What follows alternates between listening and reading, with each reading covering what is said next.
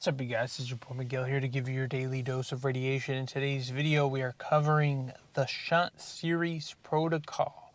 So to give you context, I'm a night shift Xray tech. Been doing it for over 4 years in the great state of Texas. And so for those who do not know, the Shunt series is essentially, to put it in the most simplest terms, I ain't going to be using no medical terms here, but essentially, it's a little machine that runs from here all the way. Sometimes it can run to, like, you'll see it.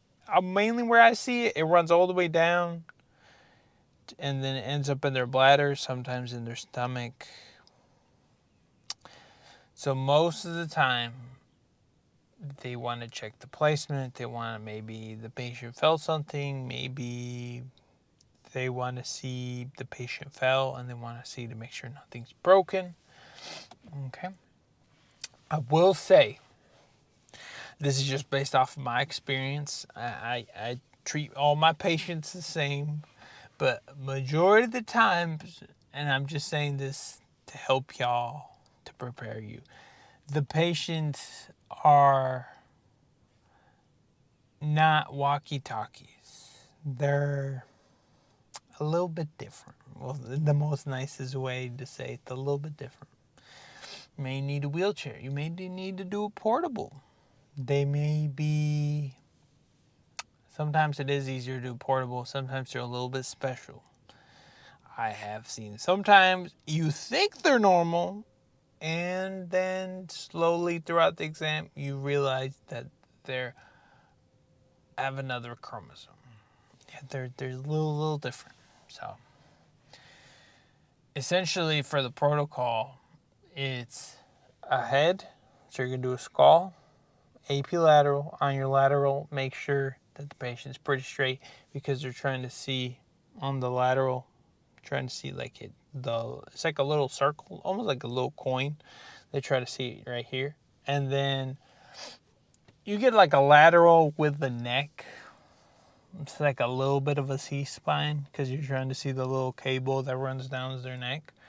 And then on the chest, once again, make sure it's just an AP chest. Open it up to make sure you get like overlap. You get a chest, and then you could do a KUB, upper and a lower, to make sure, once again, they overlap and they can see the little cable. And that's really about it. Usually just AP, so it's just AP lateral skull with neck, AP chest, upper lower KUB, and that's usually about it. The fun part is when you start doing the portable, because we have patients that are Truman Smith or a little bit different, a little special, and sometimes you may have to cross table to get the lateral, like for the C-spine or the skull. And that's when the fun begins, because sometimes doing a portable, you start throwing in all these extra variables and angles just to get the most optimal images. Because sometimes these patients, they can't hold their head straight. Sometimes you gotta hold like with pillows. Sometimes these patients they have something going on where they can't hold their head. I've seen literally techs like hold their head like this just to get the straight images. It can get sometimes. It can either go really smoothly. Other times it can get a little bit more harder on it. So usually that's our protocol on that. Sometimes you may have to redo the skull, the lateral mainly, because maybe it wasn't optimal, maybe it wasn't like completely superimposed and they can't see like their hardware, whoever, the radiologist or whoever's trying to look at it. But for the most part, as long as you overlap everything, you should be good. I would say probably when I work, maybe 2-3 times a week, I may get some of those. But once again, they're not hard.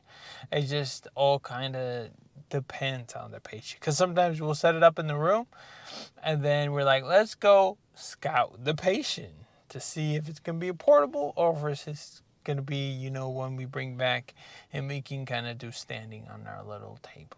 Or sometimes just to bring them back and we just lay them down on the table. It all kind of depends on what they have going on, or, you know, the patient's condition, right? Because literally the worst thing that can happen is you bring them and then they fall, and that causes a whole different thing. Because majority of the times when they come is because they fell and they're checking their thing. So always be safe out there, people.